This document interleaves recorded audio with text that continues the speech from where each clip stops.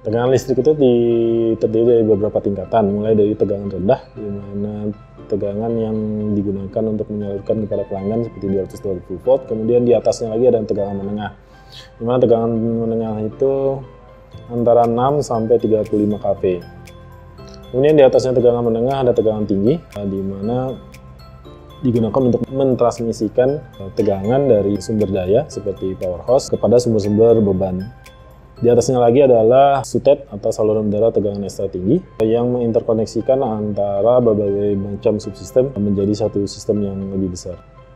Secara sejarahnya dari dulu orang berusaha untuk mendistribusikan energi listrik itu kepada pelanggan dengan menggunakan saluran. Pertama orang menggunakan kawat udara, di mana di kawat udara itu yang terpasang di tiang-tiang.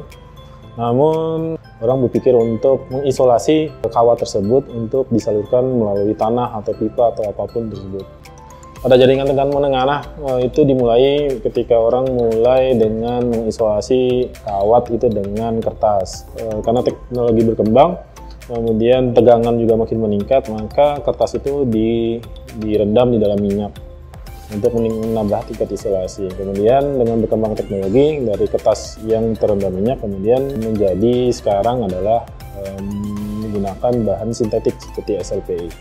Kuat hantar arus dari suatu kabel itu ketika diinstalasi di satu saluran di lapangan itu sangat dipengaruhi oleh tingkat material tanahnya, kemudian kedalaman penggalian, bagaimana instalasi. Jadi sebenarnya yang harus dilakukan adalah melakukan survei kondisi tanah yang akan nanti digunakan kabel, kemudian dari hasil survei itu ditentukan, kemudian baru ditentukan kabel yang akan digunakan, kemudian baru nanti setelah pemasangan kemudian dikalibrasi lagi berdasarkan dari hasil pemasangan yang sebenarnya. Ya, tantangan yang lain adalah kabel itu kan harus disambung, kemudian diterminasi. Nah, ini kualitas kabel yang terpasang di lapangan itu sangat tergantung kepada kualitas orang yang melakukan penggabungan atau melakukan jointing atau yang melakukan terminasi.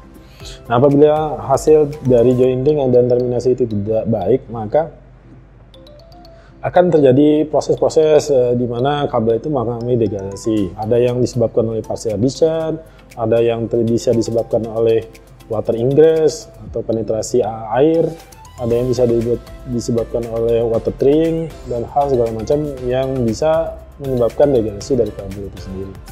Kalau peralatan lain di transmisi dan distribusi itu barangnya itu bisa dilihat. Ada trafo, barangnya bisa dilihat. Ada power transmisi itu bisa dilihat. Cuma kalau kabel itu tidak bisa dilihat. Sehingga untuk melakukan assessment atau melakukan monitoring itu sangat susah. Jadi yang bisa dilakukan adalah terutama adalah faktor manusia. Di mana di dalam faktor manusia di dalam merencanakan, mendesain, menggelar, menggabungkan atau mengcommissioning itu sangat berpengaruh. Kalau kompetensinya baik, bagus, maka kabel itu akan memiliki umur yang sesuai dengan tuntutannya.